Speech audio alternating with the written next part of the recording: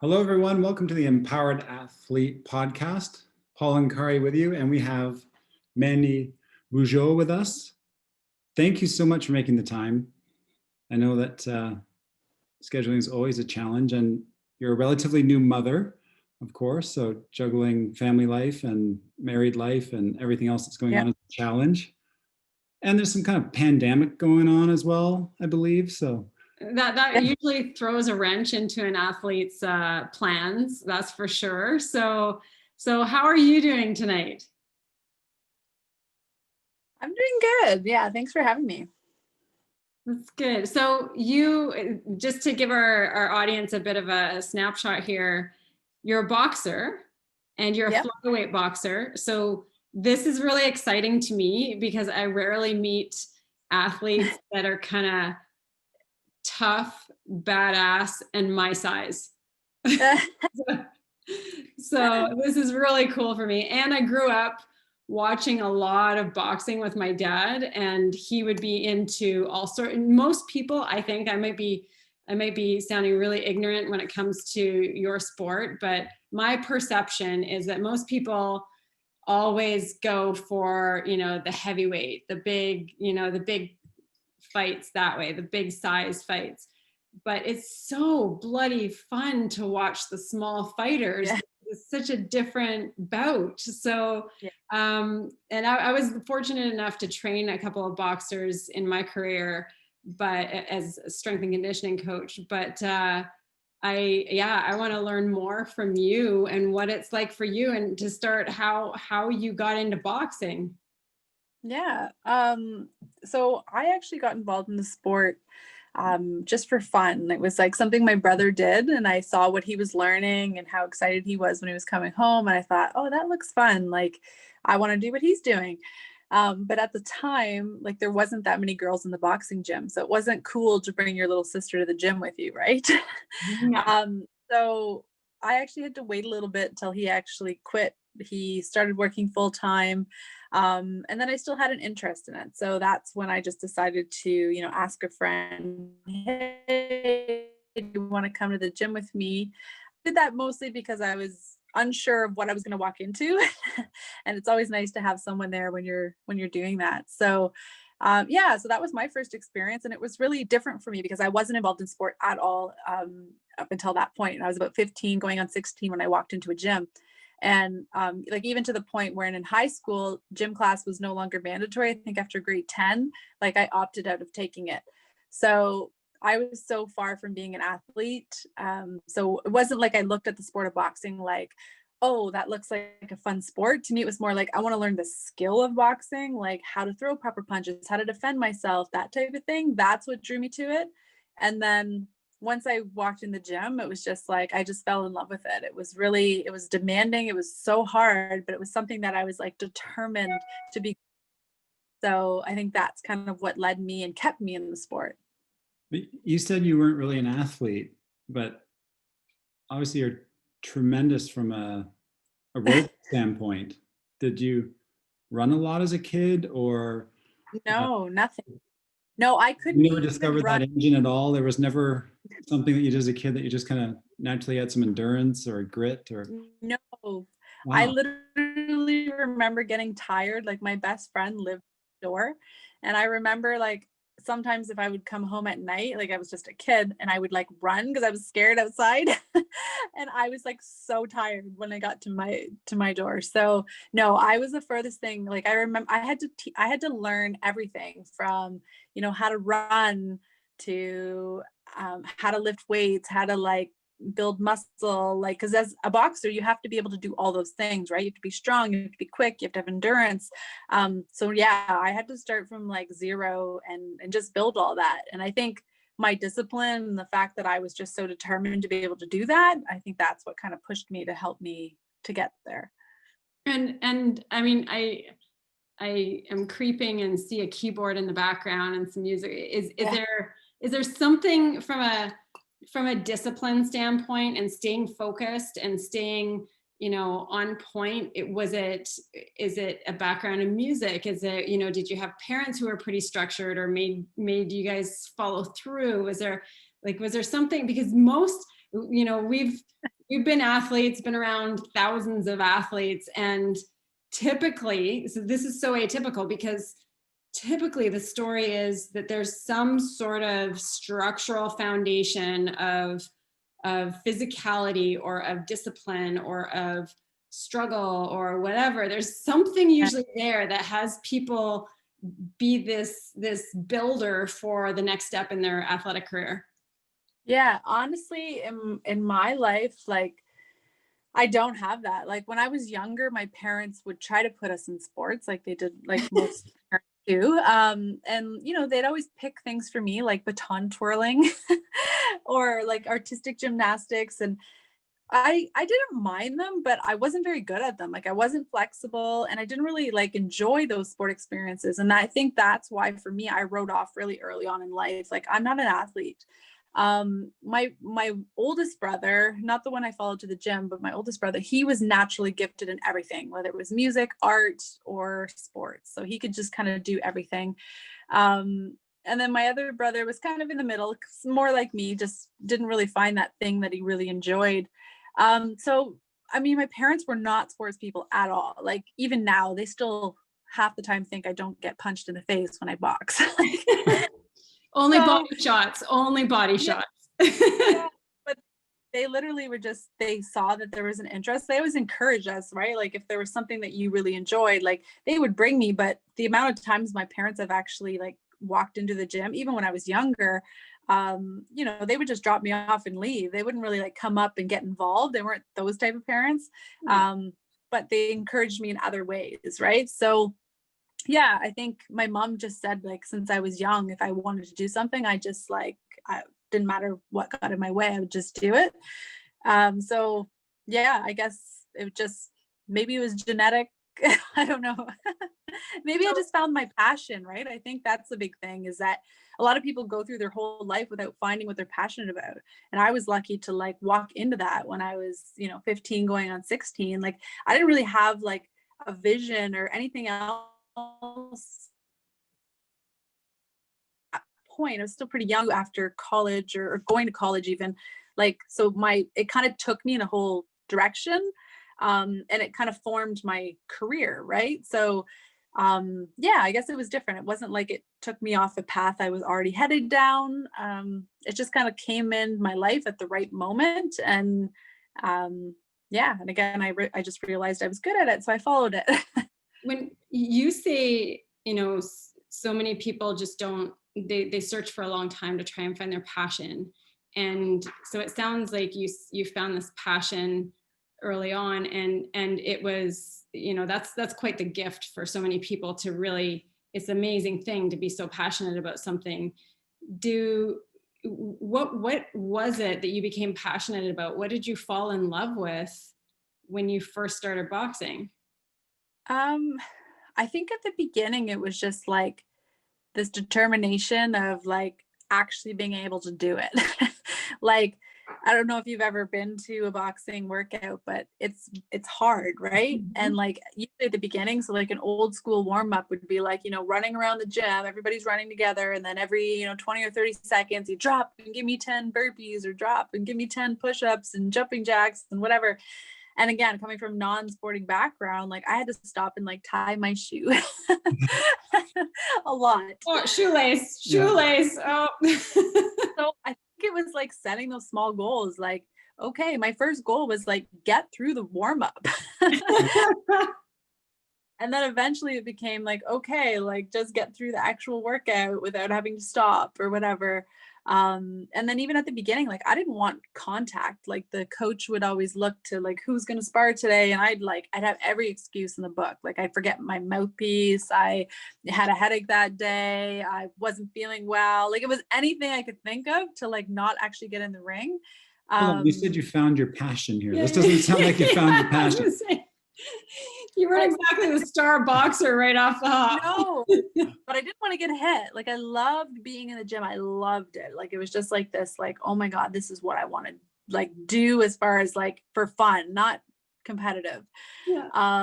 So it grew to that because I had the love for it. And then I realized, okay, it took me about a year and proper coaching to really feel comfortable, like how to take punches and what that means and how to be able to do that properly, until I actually took that next step to getting into the ring and actually trying to compete. But at first it was really just, I loved the feeling of the boxing. I loved like just the energy I got from it when I was done my workout.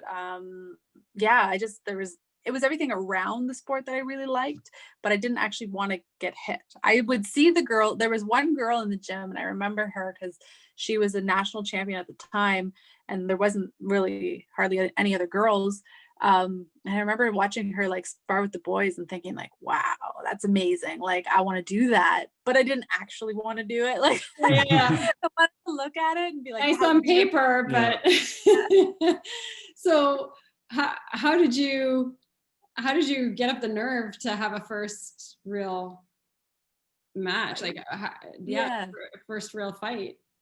Honestly, it was just, like I said, it was a matter of like having the right coaching, having someone just like actually sit down with me and like work on things one-on-one. And then just like people convincing me that like, hey, you should compete. So I did start eventually sparring and getting more comfortable with it. And like start getting hit a little less, start being able to like keep my eyes on my target when it was, or like when they were hitting me kind of thing. Like there's just so many things that's a natural reaction, right? When a punch comes at you, you kind of want to like turn away. So I got more comfortable with it. And I think it just came down to like the coaching. And then, finally I was like, well, you know what, maybe I should try competing. And then when I did start competing, I again really quickly realized, wow, I'm really good at this. Like I stopped the girl in the second round of my first fight.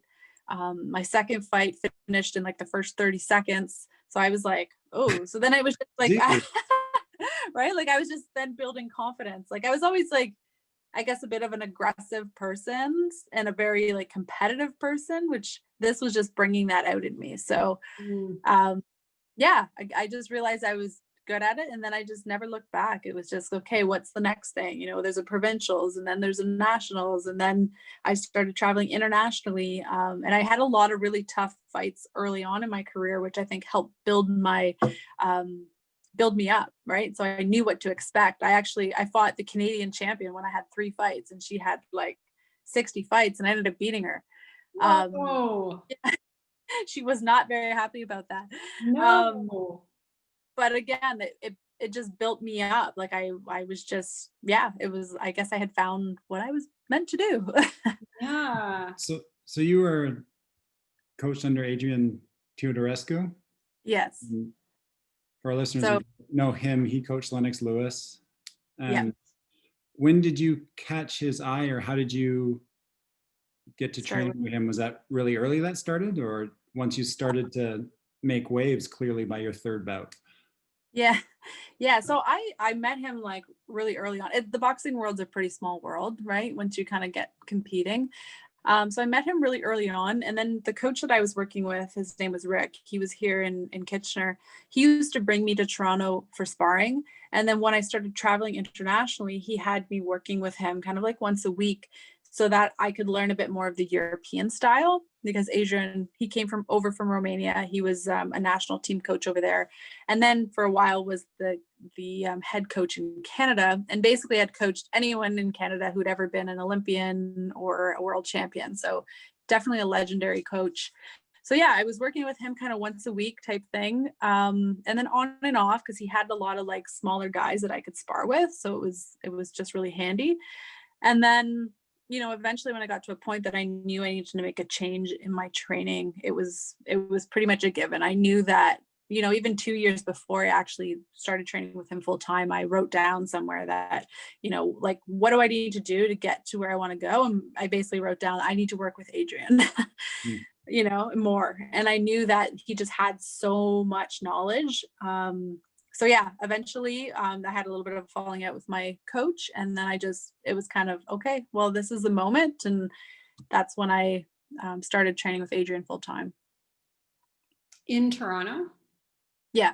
So I had moved. That was kind of what was holding me back for a while, was having to move. Yeah, either commuting or moving. Commuting's hard because he wanted me there like twice a day. So you'd either have to like sit around all day, you'd be like exhausted, or yeah, commuting. So I moved there basically. Like initially I just had a friend who lived there and I was just like kind of testing it out. And I would go there, 3 or 4 days, and then I'd come home, and then finally found like an apartment close by the gym, and that was it. I basically just lived in the gym. And we've talked to athletes from almost every sport on this show, and I've been an athlete myself and worked under the Sport Canada program, and obviously know the funding side of things. Mm. For you to do that at that time, how did you train and support yourself to train and balance that? It's a struggle every athlete in Canada faces. Yeah, absolutely. The biggest thing for me, honestly, like really early on in my career, I learned how to network. And I learned how to make connections, and I learned how to create relationships, and I learned how to brand myself. And I think that's what's made a difference for me in my career is that, coming from Kitchener-Waterloo, there's a big business community here in town. I've always just been really good at staying connected with them, letting them know, hey, this is who I am, this is what I'm doing, this is what I'm working towards.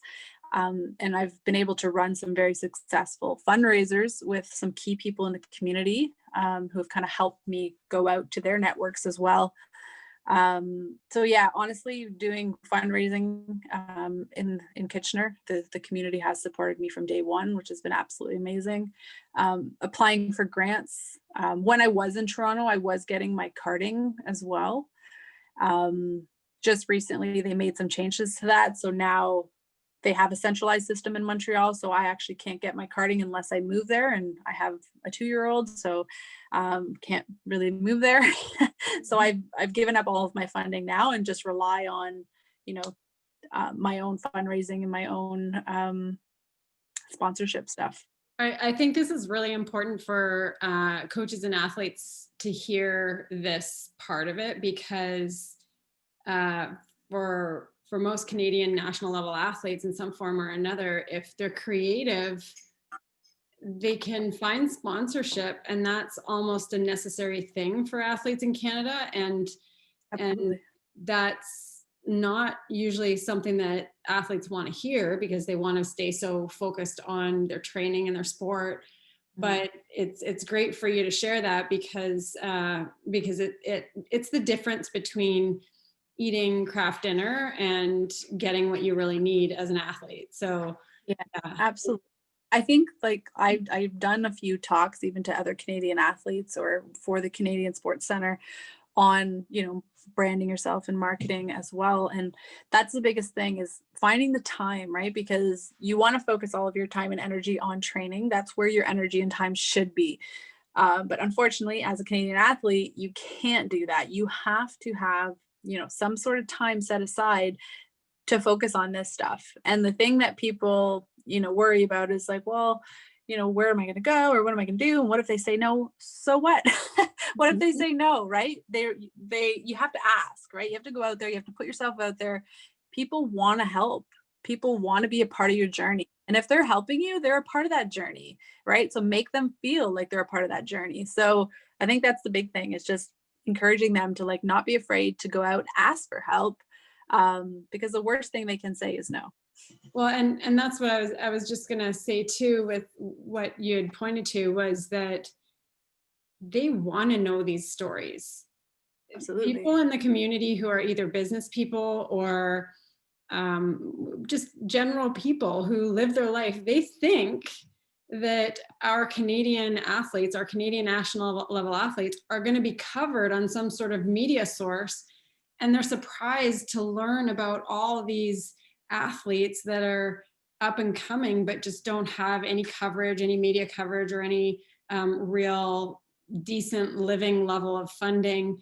And so they become curious and interested, and then they feel like they're a part of that journey, part of your journey. And it feels really good to know what's going on behind the scenes and be a part of you going forward.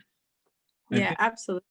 I think too, it's really important for athletes to do what you've done, to invest in their future, because at some Mhm. point your career is going to end. And if you're able to network and create these Yep. relationships with businesses, it opens a door to experimenting with things when you're done. If you have an interest of one business, now you have some connections, you could talk to them about volunteering, or, you know, they'd be Yep. more than willing or more likely to help you out having that relationship already and expand Yeah, your absolutely. breadth of experience.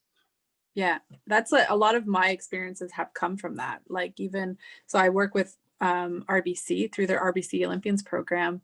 So they have, you can either do like just appearance based stuff for them, or you can actually do some in office. So they actually brought me as an in office athlete with their sponsorship team because of the experience that I have. And then I also founded my own charity called Champions for Charity, which was bringing like business people into the boxing ring, training them for 3 months, and then actually having them fight in a black tie event against each other. So I had like a dentist fighting the general manager of like a hotel, for example, in a fight. The dentist is just looking for business. Yeah. Yeah. But it was Knock awesome. somebody's And teeth out. yeah, but the city of Kitchener has never seen an event like that. So like I had to turn people away when I was promoting it, like, and it was literally just me like promoting it to like the people that I knew and companies and a little bit of social media. But it did awesome, and we raised like over $160,000 in year one for our charity, which was really cool. So again, like being a part of the community also means giving back to the community, which is something that I've always felt was important. And I think people will see that hey, you know what, yeah, she does come around and she needs us to help her, but then she's doing all this other stuff in the community that helps make the community stronger. So I think it's a cyclical thing that you end up giving back as well. So yeah. for our listeners, what was that big kind of I don't know, the event or the achievement that you really were just kind of going, oh, this is it, this is the thing I've been waiting for, this is what I've worked so hard for, I've finally gotten there? What was that one? Was it a Pan Am Games? Was it nationals? What was it for you? Ooh, I feel like I could answer that in a couple different ways. The I Olympics? feel like I feel like the first moment for me, like early on in my career, would have been winning like a continental championships, which was basically like a Pan Am. But I just remember when it didn't really hit me until I came home. And then, you know, like someone from like the newspaper or something called me, and I was maybe like 17 or something at the time. And I remember just thinking like, oh, this is a pretty big deal. Like I am the best boxer in my weight class in this entire continent. Like that was kind of a There cool you moment. go. Yeah. Yeah, I'm kind of a big deal. What just happened? It just all happened so quickly. So yeah, that was definitely a big moment for me. And then, I mean, qualifying for the Olympics, you know, that qualifying fight. So basically in 2016, when we had our qualifier, it was the top two that qualify. So in the semifinals, I basically, once I won that fight, I knew I had qualified.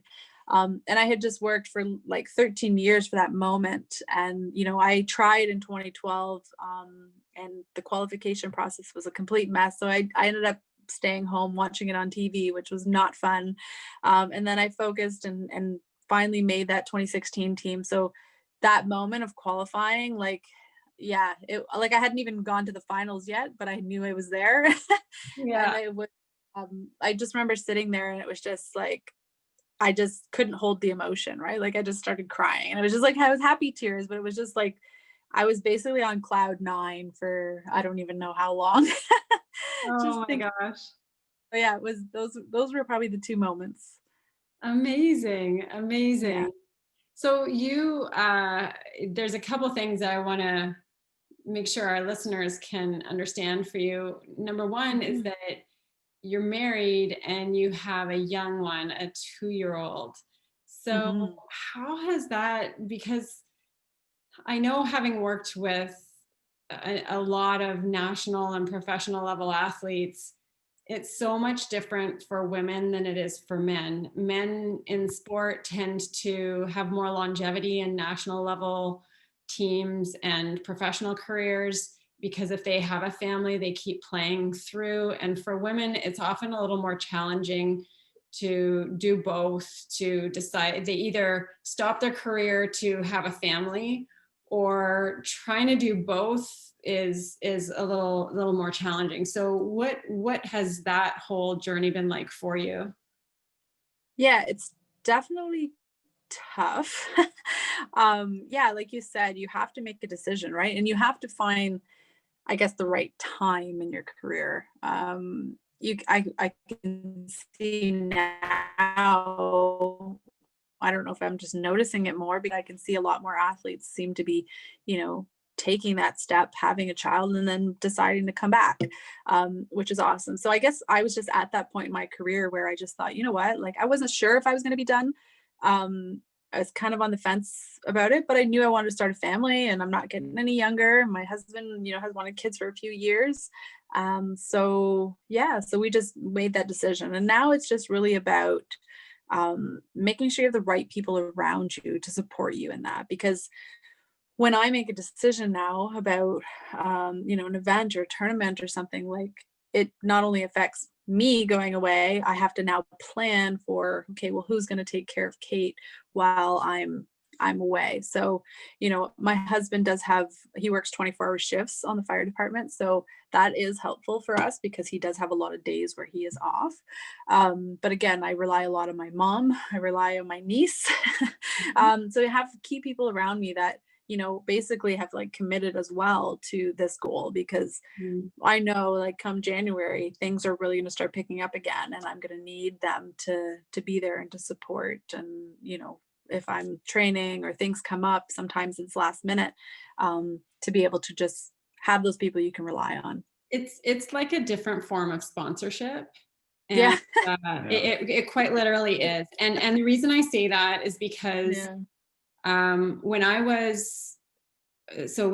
oldest daughter is 20 years old, and when I opened my gym, I was the head strength and conditioning coach for the Canadian Sport Institute in Manitoba, and we didn't have a place to train for our next qualifier. This was for 2008 Olympics.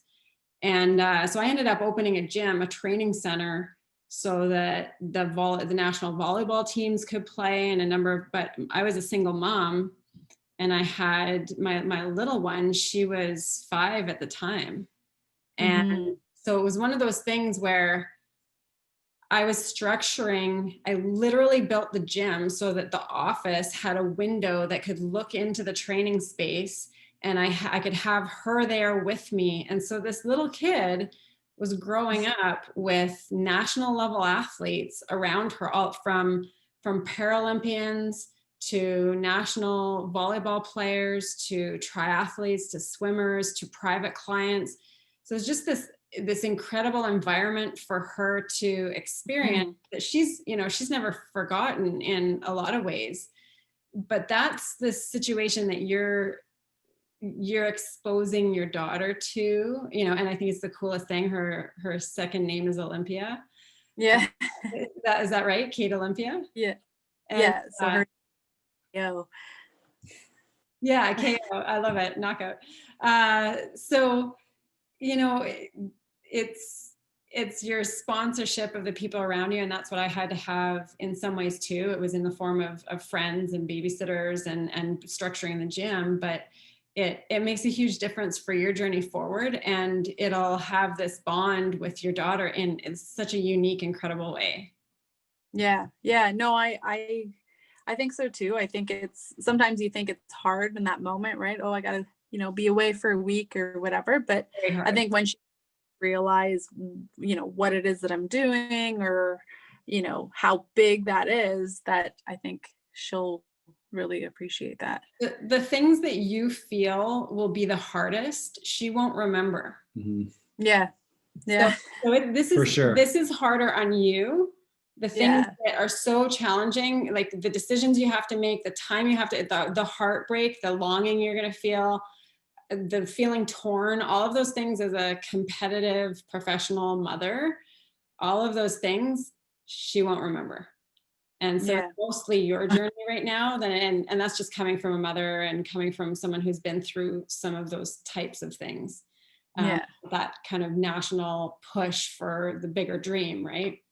Yeah. So speaking of the bigger dream, this 2020, it's Yeah. an Olympic year. What happened? Yeah. So Oh my God. crazy. What's happened for you leading into all of this, for COVID, for, Mhm. you have a young child. What's this journey been like for you in this last quad? Yeah. So I mean, it's been interesting in the sense that, so we were basically 3 days away from our qualifier. So we were like a two-step process. So a Canadian qualifier, which we already did. And then we were going out to Argentina like 3 days before everything got shut down. So it sucked because I was already like peaking for that moment, right? For what would have been, the biggest event, I guess, of my life until that point. And then to have to be like sitting at home. So definitely a lot of emotion, a lot of, ups and downs. But at the same time, because I had basically gone back to training slash, I basically started running my charity event like when we were still in the hospital. So I was like with a newborn trying to plan an event. So I had a really busy like year and a half, I guess, up into that point. So I guess when I did hear, okay, start realizing this is going to be more than 2 weeks, when they were saying 2 weeks, 2 weeks, I think it was kind of a moment for me to like, okay, I can relax a little bit, kind of enjoy a little bit of downtime, still train, but kind of get a little bit more of that, quality family time in as well. So I guess there was kind of two sides to it. Also just having to think about, okay, well, I was going to retire after this Olympic Games. Now I would have to train for another year, which obviously is not ideal because I feel like the way I wanted to plan it was, she's now getting to an age where she's starting her activities, right? Like we have her in gymnastics and we want to get her involved in other things. Where I was, supposed to be done my things, I guess. So yeah, I guess those are the toughest, having to push through another year. Again, things haven't really picked up, so it looks like it's going to be more of like 6-7 month push once January comes around. But yeah, it was again having to have a conversation with my husband, with my mom, with my family, just to make sure that like they're on board as well, because I need them to obviously be supporting this goal Mhm. as well. It's such a, like you say, it's this blessing and a curse where you go, okay, I get all this extra time, but all the plans go out the window. And at the same Yeah. time, the conversations that you're talking about with how you're choosing to parent as well are often less of a conversation. I don't want to stereotype between male athletes and female athletes, but I kind of am, I guess, when I say like, I don't know that that's as much of a conversation for a male athlete with a young one as it is for Yeah. a female athlete. Cause um, I guess it's different for every family, and every family has to make that decision themselves and how they're going to go through that. But it's interesting because it's such a, time is a factor. If you want to have more kids, then it's like, Yeah. okay, well, do I have another child between another quad? What does that look like? You look at Carrie Walsh for the women's beach volleyball, she's got kids, she's going for another Olympics. It's a lot of that depends on funding too. A lot of it depends Yeah. on, freedom of location to train. So I find all that very Yeah. interesting. Um, Yeah, it is. It definitely is. I know for me, like I did definitely want to have I want to have another one. So hopefully, it is thinking about even how much time between the two, right? Like, so I wanted them to be close together so that they grow up like with that bond, right? Now I'm adding an extra year to that. Like, what's that dynamic going to be like between the two kids? yeah.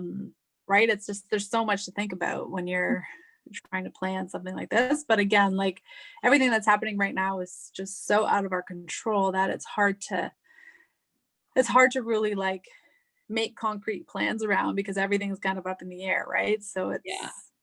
yeah. What drives you through that at this stage with all that uncertainty?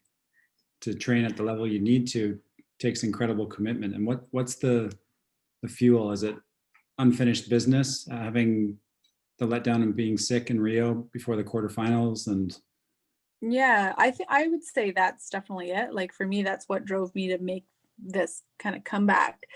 Was really just knowing what I was capable of, but not able to actually execute in that moment. So yeah, I mean, but I have ups and downs like everyone else, right? Like I'm human.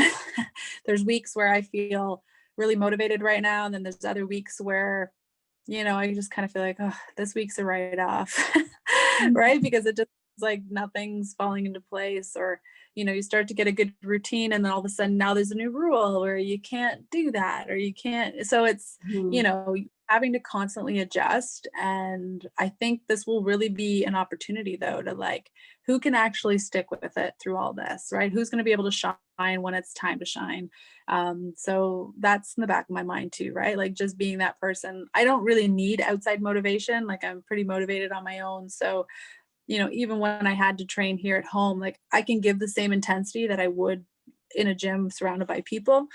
So that's not really a concern for me. It's more of, just having that consistency and being able to do the things that I need to do, like sparring or like competitions that are going to make me feel that I'm ready.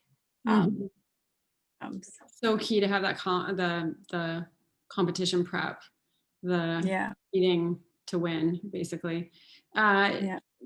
This is something that we've touched on with a number of athletes that we've interviewed, and it's we've interviewed a number of athletes who've recovered from concussions or had concussions. Is this a pretty big concern for you? What's it like for you with that regard? Yeah, so I mean, I've been very fortunate, knock on wood, that I haven't had any diagnosed concussions anyway.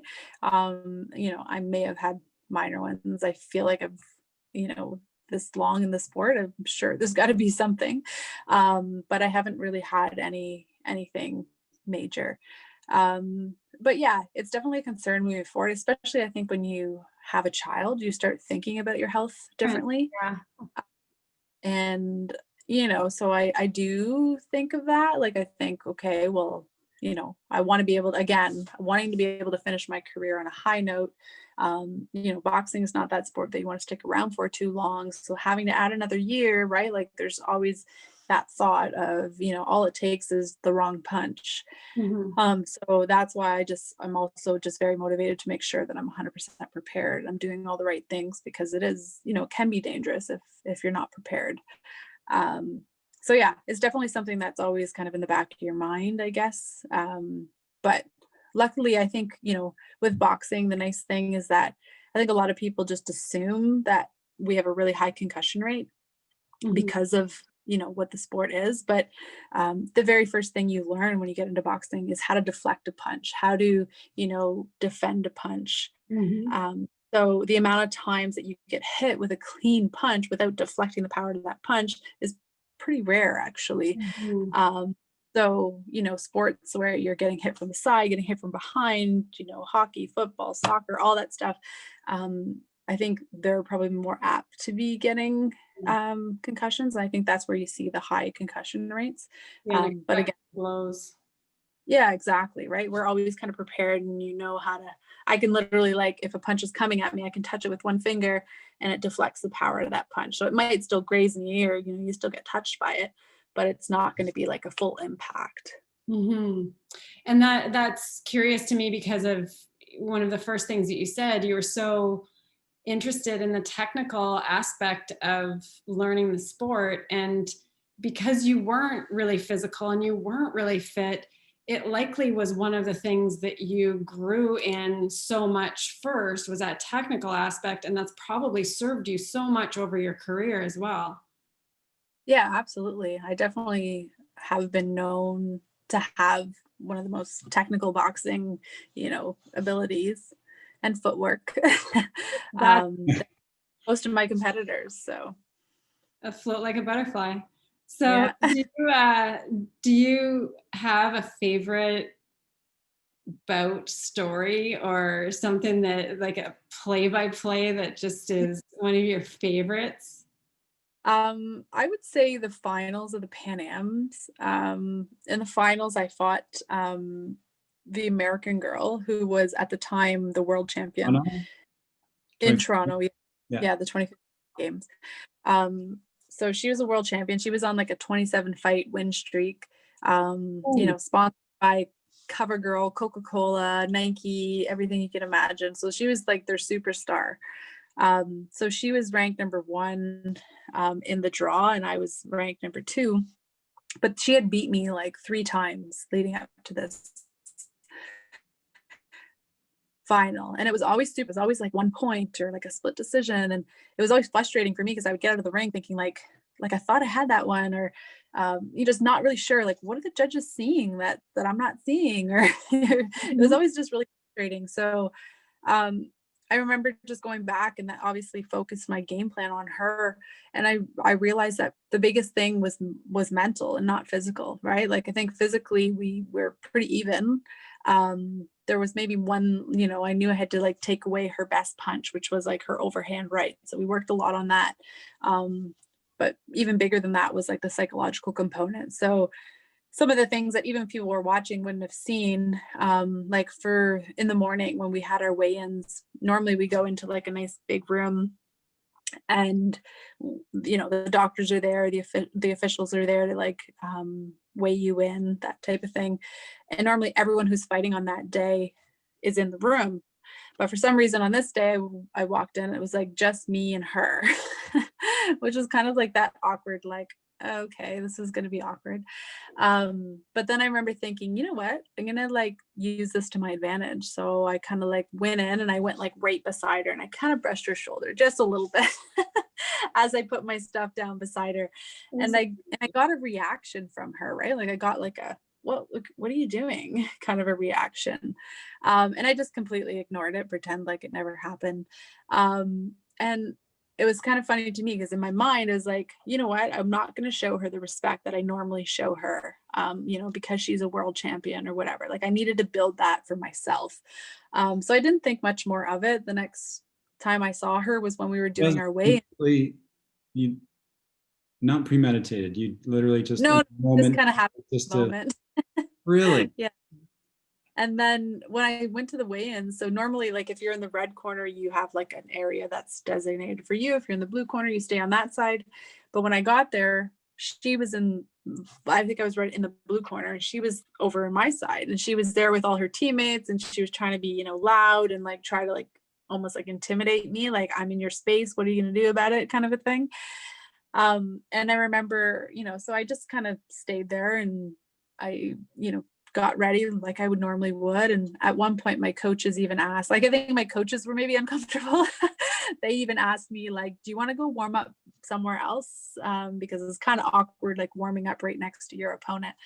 But I remember thinking, you know what, no, because that's what she wants me to do. She wants me to go somewhere else, so she has this little win over me before we get into the ring. So I stayed right there and I just did my warm up in front of her. And then the last thing, which was a little premeditated, was like I knew that like she's a very emotional fighter. So if things aren't going her way, she's basically like in her corner and she'll start like yelling at her coaches, or I could see her getting frustrated, like she shows it. So I remember thinking like when we go out there, I'm gonna like in the first time we get into a clinch, right, when we're nice and close, I'm gonna just like put my palm in her face and kind of like just like rub her face, which is like no one would like that feeling, right? That's kind of also just like disrespect a little bit, right? Yeah. So I remember doing that, and when I did that, I heard like again like a reaction, like like what are you doing, kind of a thing. And I knew like just from that moment, like for me, it was like I was building my confidence as I was doing these things. She maybe doesn't even realize all of this like I do, right? But I could just tell it was frustrating her, because at the beginning of the fight, when we went to go touch gloves, when the official calls you in, like she wouldn't touch gloves because she was already frustrated with me. at the beginning. So all those small little things again, and just focusing on like being first. My sports psychologist at the time, he was really big into running, and he was reading like this Running World magazine. She was featured in there, and she says something about always having to be first. And we kind of talked about it and discussed it. And then that kind of became part of our game plan, was like, okay, like someone who always has to be first kind of panics or doesn't know what to do when they're second, right? So make that our plan, like go out, throw the first punch every time we go to like initiate a reaction, like always be first.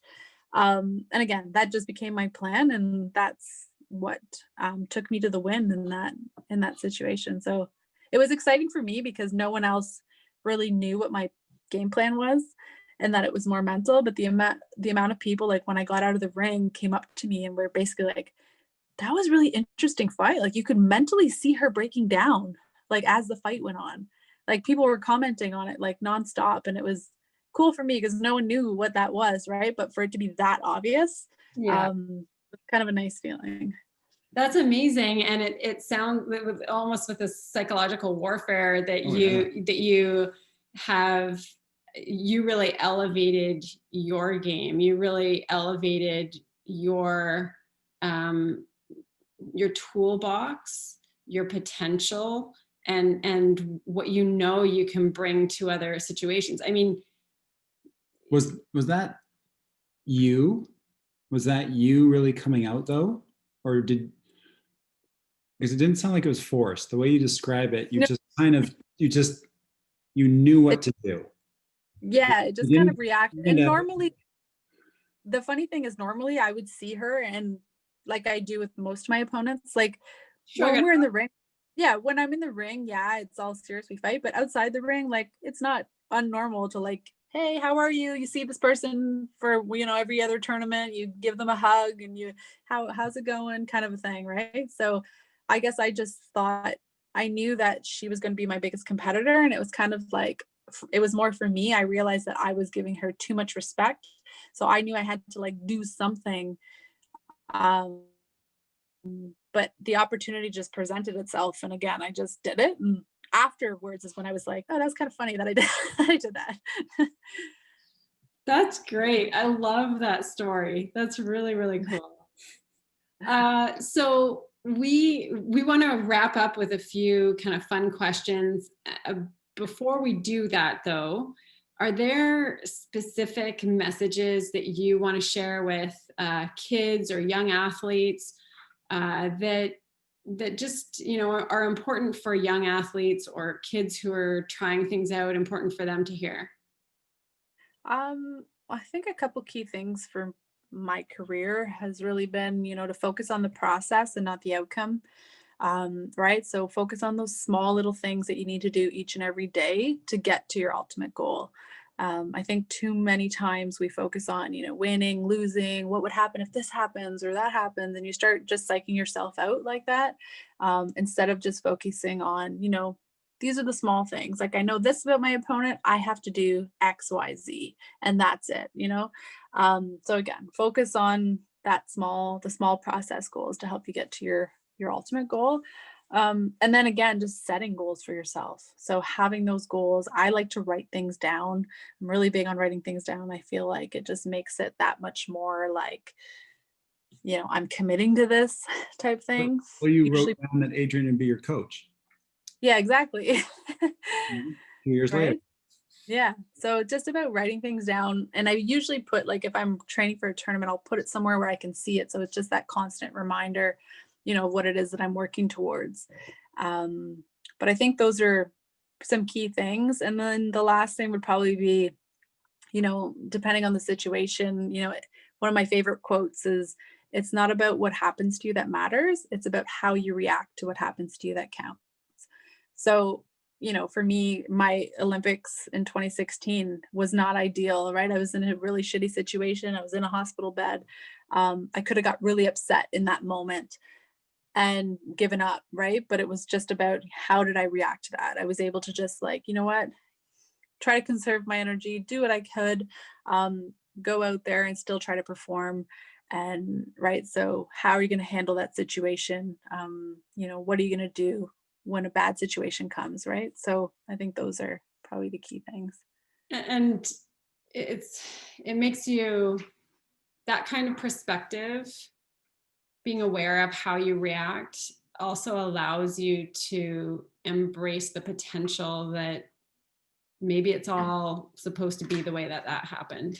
Yeah. You don't know what's to come. So, maybe that was all there for a reason.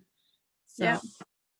do you have any favorite book or movie recommendations that you like that our listeners might want to enjoy? Well, I love reading like sports psychology books. Welcome to my world. I love it. Have you read Flow?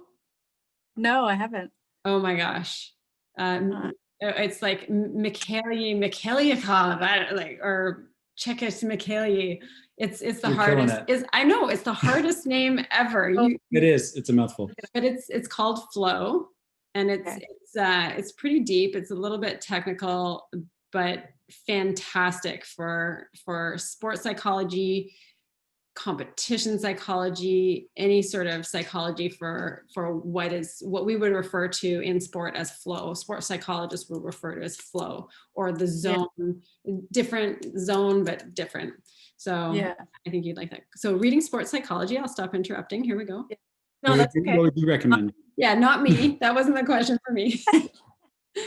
I think it's The Pursuit of Excellence is one good one. I'm trying to think of what I'm reading right now. I can't even think of the name of it. I want to say it's Champion's Mindset. I don't know if that's exactly the name of it. But yeah, that I either read like sports psychology books, or I read like documentary type. Like I love reading about other athletes and like their journey and their story. That's why we do this. Yeah, like Serena Williams. I love like hearing her stories. But yeah, as far as like biographies. But yeah, I don't know. I think like the Serena documentary is really good. See that. Is that on Netflix? I don't think it's Netflix. I think it's Crave. Ah, yeah, I know so many different networks now. And what kind of music do you listen to get yourself pumped up before a fight?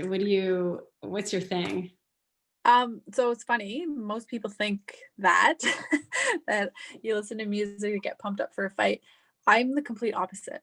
I actually, I can't listen to, like, sometimes I can listen to a little bit, but honestly, I'm not really a music person. Like music doesn't like drive my, I don't know, energy or anything like that. There's a musical notebook right behind you. Yeah, well, that's my husband's learning piano, not even me. I've done it when I was a kid, but so I actually will listen to like classical music and do like some breathing exercises and stuff before, because I feel like if I'm nice and calm and I'm relaxed and my breathing under control, then everything else flows from that, and I can react better because I'm not like over excited, right? I feel like that's how I find my flow. Excellent. And is there a favorite composer, and do you follow a specific style of breathing, like a box breathing or a 8-4-2, or what's your style? So I actually do oh my god, what am I trying to say? So I'll go through my whole body and do like a warm up. So I start with like 5 deep breaths, which it's usually kind of like a breathing in for 6, hold it, and then out. But then I focus on like, so I'll focus on my feet, and it's like, okay, think about the circulation, think about like the blood flow, and then I'll kind of go up to my calves and then whatever, my knees. And so I'm kind of doing like that type of a warm up before I actually start my warm up. Yeah. I'm trying to think of the name of it. I don't know why I'm blanking on it right now. Really connecting with your entire body through breath and focus. Yeah, autogenic training, I think, is what it's called officially. But beautiful. And then any composers that you prefer? I listen to a mix. Like Yeah, sometimes like I listen to just a complete mix. Sometimes I actually listen to like Christian music. So it's more like a worship song because it's nice and like relaxing and slow, but there's kind of some motivational things in there. So yeah. Amazing. And what about favorite? Well, this is another thing I meant to ask earlier, which is in terms of making weight. So various sports that I've either worked with or we've interviewed, if people have to make weight, there's a lot of athletes who just are completely oblivious to that. But when it comes to Olympic lifting, wrestling, boxing, there's just a number of sports that there's either an aesthetic or there's a weight class. So with making weight, are you typically staying pretty close to your competitive weight throughout the year, or are you off by a certain amount, or what works best for you? So I try to stay as close to my weight as possible, and probably a little more right now just because it's been I don't know how long since I've had to actually make weight. But normally I fight at like 112, and I try to the highest I usually go is like a 119.